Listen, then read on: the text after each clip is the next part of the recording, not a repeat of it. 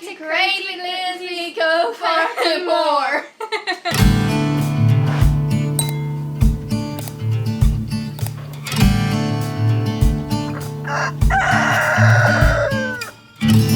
So what are we doing today?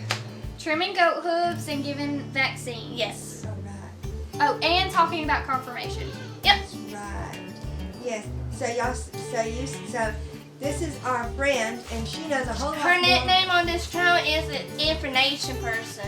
She knows a whole lot more about goats than we do because she's been doing it so many years. Yes. Even though she's so young, she's still smarter than us. Maybe not smarter. Yes, very much smarter. Yes. So, yeah, how many goat shows have you done? Oh gosh, not that many actually. I'd probably say maybe like 10, but I've been breeding goats for 11 years now. So have you won lots of ribbons and trophies? You'd be surprised that I have not actually. Yeah. That's already wrong, isn't it? Yeah. No, the first goat show I went to, I don't think that I did win anything, but I did have a good running streak with my grades. And we won 2 reserve grand champions, and then that's what really got me into the showing. And then from there, I've progressed in my herd and things like that, but it's a lot of work as far as trying to get the big ribbons and all that. It so. is, yes. Susan's first goat show, they told us to get out of the ring. They did. Why? They told her that she They didn't. told me my goat didn't look like the goat's supposed to be in the arena. They said it was a boar goat instead of a dairy goat. No. My first goat competition, I done the 4-H show. Oh. Okay? That was just meat goats, but everyone from 4-H went to that one, and my goat was actually a mixed breeding one. See? So, Huh. but anyhow, but And she, the judge was a meat judge. so for but the anyhow, boar. she's come a long way since Yes. then. She didn't get discouraged. Yes. It happens easily too nowadays. Yes, it does.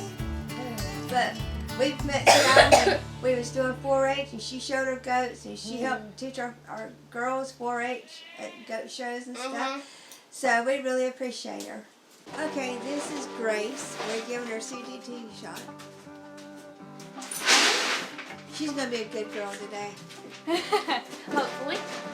Alright, I'm gonna start with, I can start with the back foot. Maybe she won't kick me.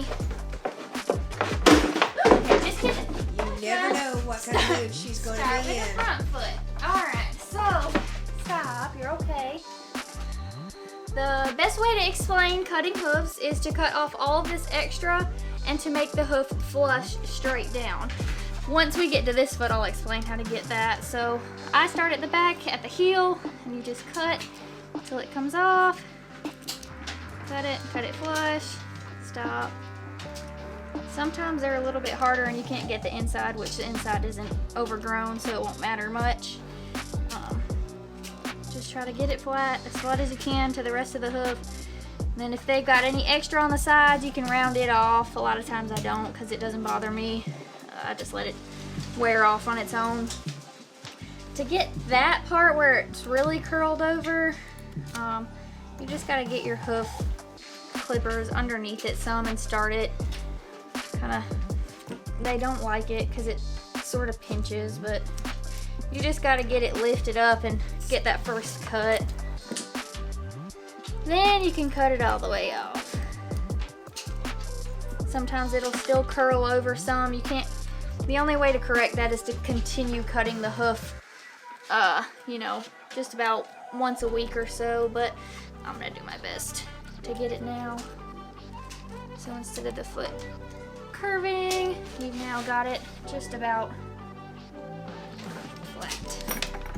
Oh, and I got her.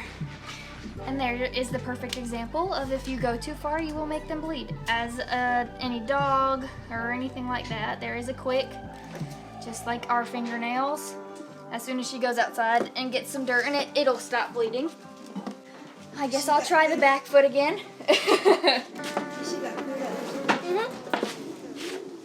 Alright, kid. Alright. Really leaning on me. Her back feet do the same thing. Try to clean out some of the dirt in there so you can see what you're doing.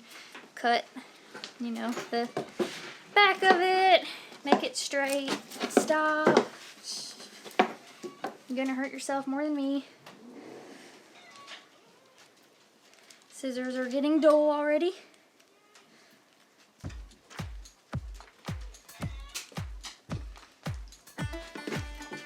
Stop.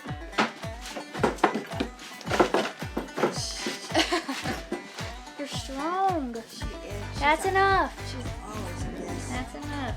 Yeah, Some are pickier about it than others.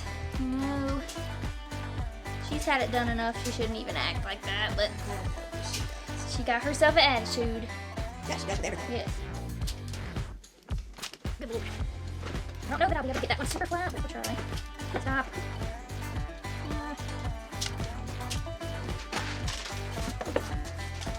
Get that one bruising in it. Stop. Stop. Watch your eyes. Stop. That foot is probably just about as best as I'm going to be able to get it because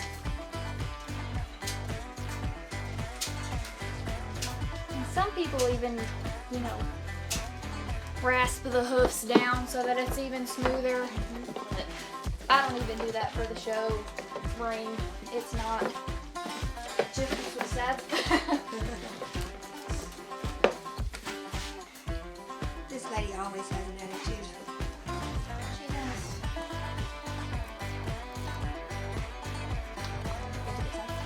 No, these are probably still the sharpest ones. Look at them. I think the feet are just hard. This would always Yes. If it just has a party more often than that. Hers ain't that bad. They're just hard. You guys must have had a lot of rain recently, anyhow. Maybe. Let's just There we go. Now this is a good example of the inside wall where it's long that you cut off. A lot of times you'll go like towards the goat if your hand can work that way. Sometimes mine does, sometimes it doesn't. You just level it out again as you did the rest of the feet. Stop. I don't know that I want to even cut that off.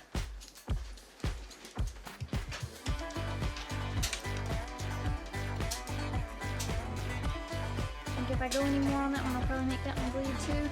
So we'll leave that one. Those are just a chipping away. This side's always hard for me because I'm right-handed. Inside wall. And outside.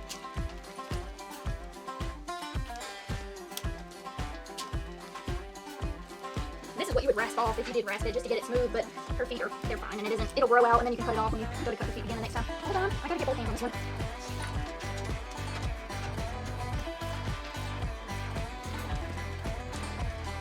It's hard. Similar to this one too. Yes. I guess it's just in their genes. Which isn't really a bad thing because then they have less hoof issues when they're hard.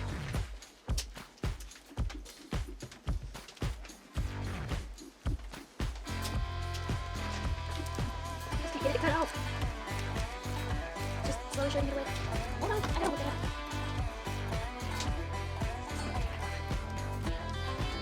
There we go. Alright. I'm gonna cut this with her toe.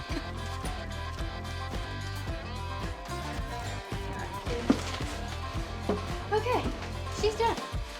She's done. Once she, for real, once she walks in the dirt, that will, it'll sort of pack in there and dry it out, so it won't bleed anymore.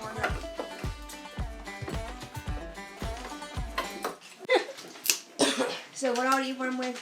Okay, well, I'm just using ivermectin right now, but really most of the time it's going to depend on what, if you ran a fecal and what they actually have. Mm-hmm. If you don't run a fecal and you're just guessing, then, like you said, you dewormed with 3 different classes.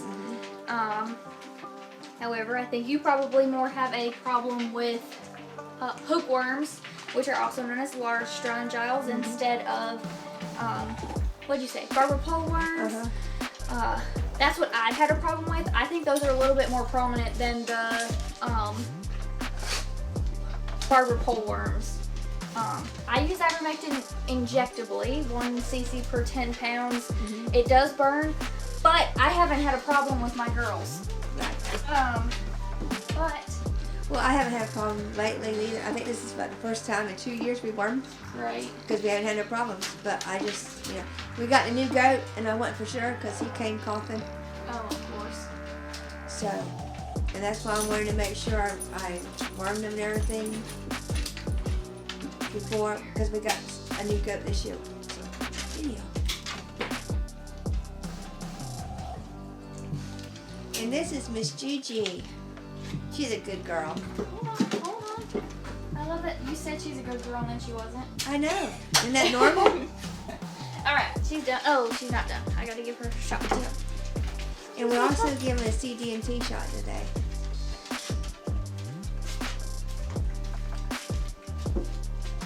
So we wormed them the other day. Y'all seen us worm them, and now she's trimming her hoofs and giving a CD&T shot.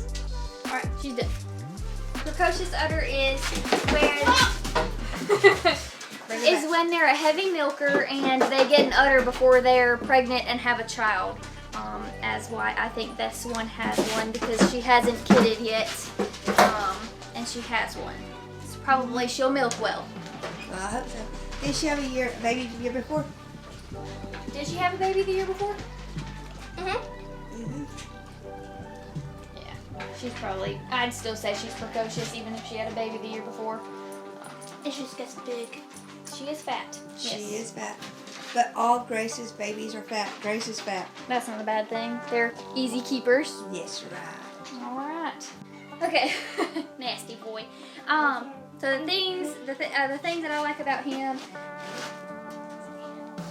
Gotta look him over first.